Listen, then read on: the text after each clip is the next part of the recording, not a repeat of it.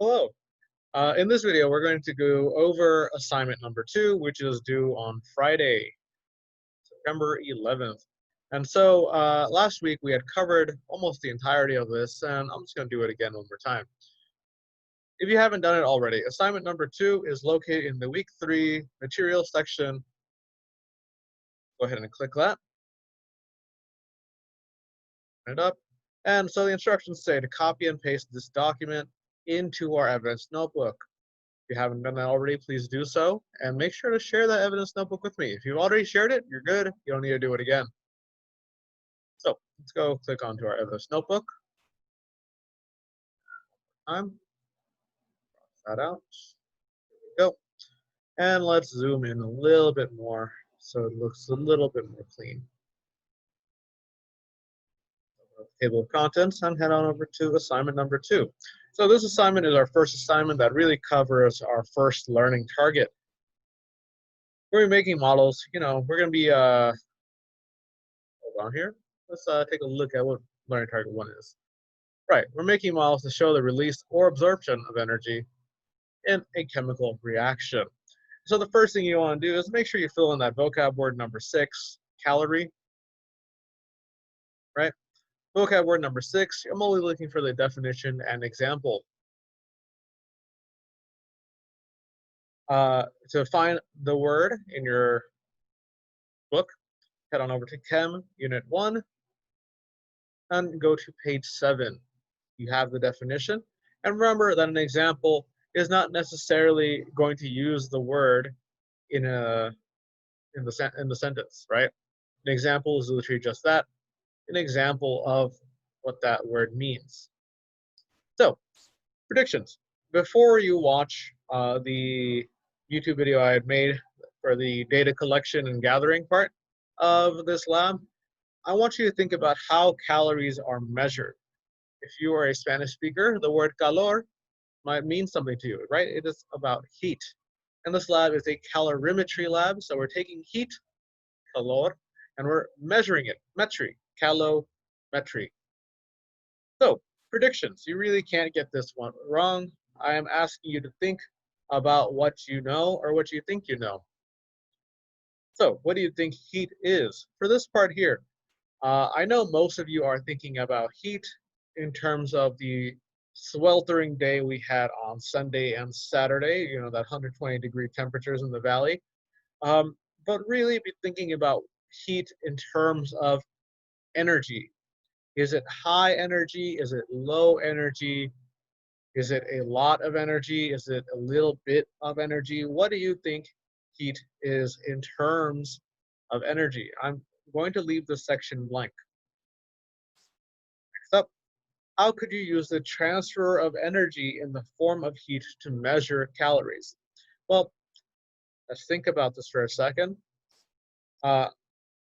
Transferring heat in the form of energy. What do our stomachs do, right? If you've ever eaten food, right, we're getting energy from our food, right? That's why we count the calories. And so what does our stomach do? It dissolves our food. And if you have maybe not the best understanding of the stomach, you might think that the food burns up in your stomach and that gives you the energy.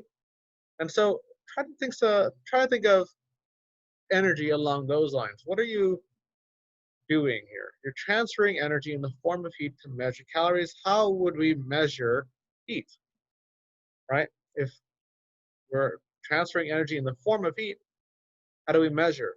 How do we measure that?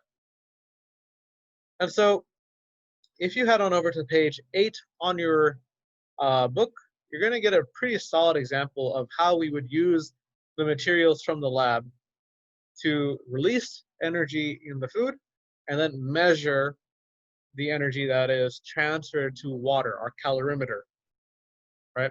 So our calorimeter is a soda can filled with water. How are we going to release the energy in the food and then measure how much gets into the water? So I'm heading over to number 6 now. Page 8 will give you a solid example for number 5 here. So for number 6, which food is going to have the most calories? In this lab, we've we tested the calories in peanuts and almonds. And so pick which one, if any, will have the most calories. And I want you to explain your reasoning. There's pretty solid reasoning available for both options, all three options, four options. I guess if you say peanuts or almonds, that's one or two. Both of them have equal amounts of calories, or neither of them, right? Both or neither. So I guess that's four options. So, collecting data. If you haven't yet done it, the lab video shows you how I get this information. Let's go ahead and make that part neater.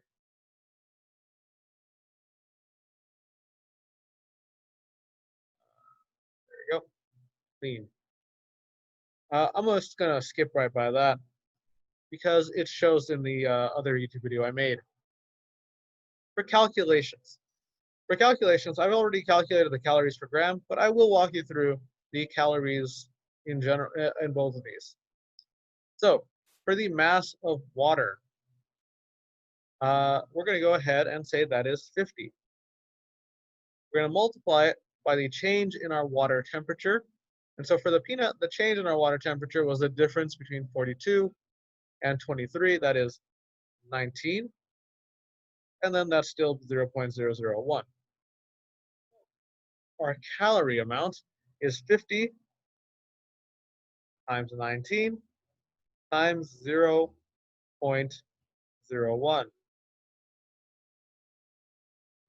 Here, 0.01. That is 0.95 calories. So that is 0.95 calories. And to find the calories per gram, we take our 0.95 and we divide it by 7, or 0.7. For the almond, the mass of water has remained the same. It's still 50. But the change in the water temperature is different now. It is 38. So 50 times 38 times 60 times 0.001.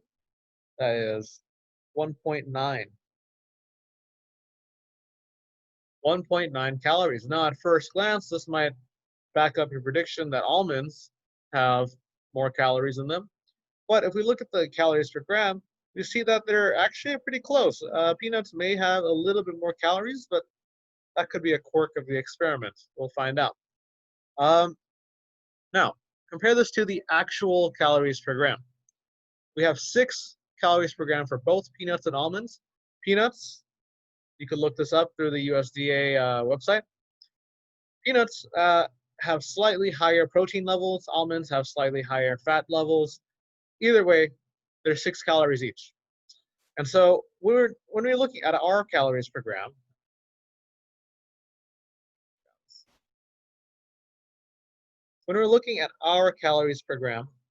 we see that they're about equal. Those are pretty close values to each other, which is good in one sense in that we did not mess up both of those experiments, but it's kind of bad in that we had a lot of loss of calories somehow. And so how does your calculated calories per gram compare to the value on the nutrition labels? Well, let's see. 6 and 6 versus 1.36, 1.26. It's almost 4 times smaller. It's not very good. It's not very accurate. So that's a pretty straightforward compare and contrast. Not very close, but they are close to each other. So that's pretty nice. So that is 2 things. They're far away from the actual value, but they are pretty close to each other's values. If you measure the burned food item, it would likely have a smaller mass. What do you think happened to the extra matter as it burned? And I like to occasionally throw up a little paint video here.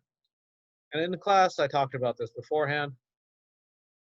Please move this window away from the shared application. I will do so eventually.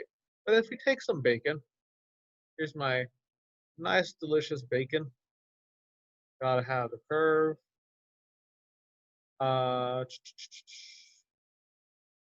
whenever we cook meat or bacon, or literally really anything, several things are always lost, right? And so I'm going to go ahead and resume the share, do a new share, and I'm going to share this glorious painting here. We're talking about food matter as it's burned. What are we losing, really? In bacon is a form of meat, and a lot of meat, most meat, is really filled with water. So we lose a lot of water as things are burned. And this is taking a little bit, but I'm using my fingers over here. So we lose a lot of water as they're burnt, as we burn some food. Bacon and a lot of other foods like peanuts and almonds have a lot of fats and carbohydrates in them. So they lose a lot of fats. That's where you get a little sizzle noise of the bacon. That's where you get the popping noise on some almonds. We lose a lot of fats. We lose a lot of oils. Right? If you've ever cooked food, you should know that peanut oil is a delicious substitute for vegetable oil. Sometimes.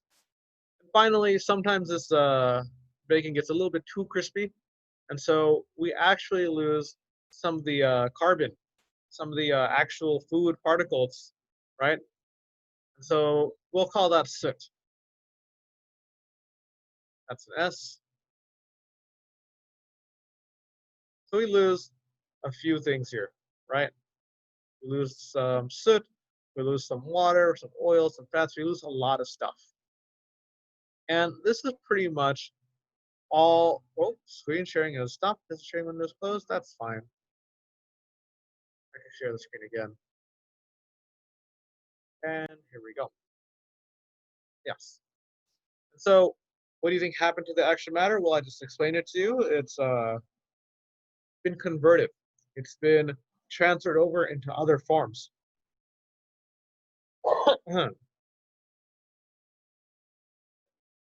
So how do you think energy was transferred from the food to the water in the can? Well, if you remember right, we had our food in a bowl or on a little stand. That food was lit on fire. And then from the fire, it entered the can. But what did it go through? Right? What two things did the energy in the food go through?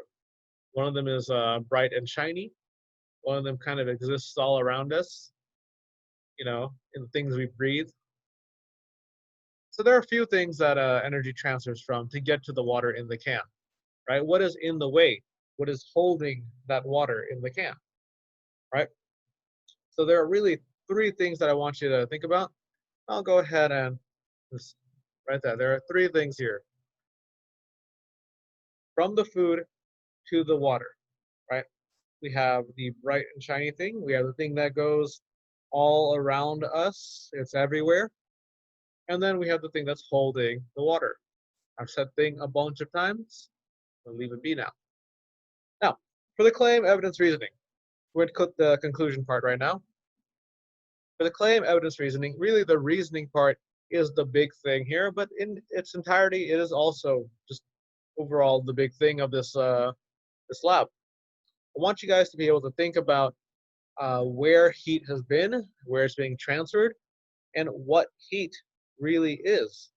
Remember what this lab is all about. This lab is about energy. How much energy per gram did each food item contain?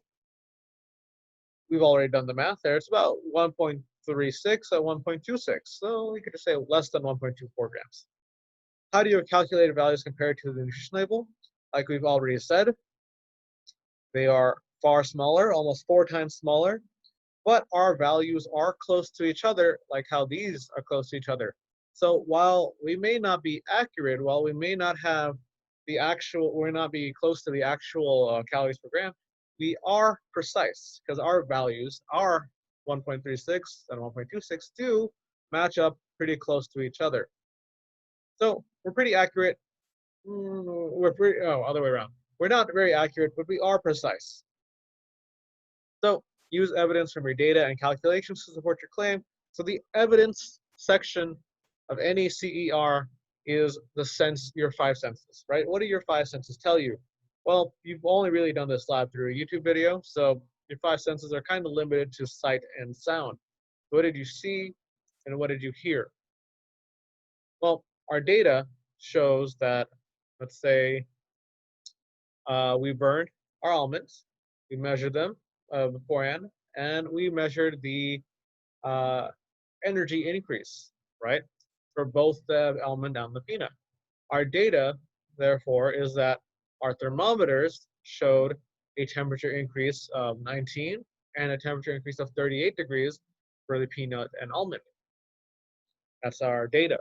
Our calculations show that the peanut had 0.96 calories and the almond had, let's say, 1.9 calories. So that's pretty straightforward there. The evidence and claim are typically going to be very straightforward because you've already done it. You've already done the claim in the first question in the analysis section. You've done the evidence because your data is gathered right here.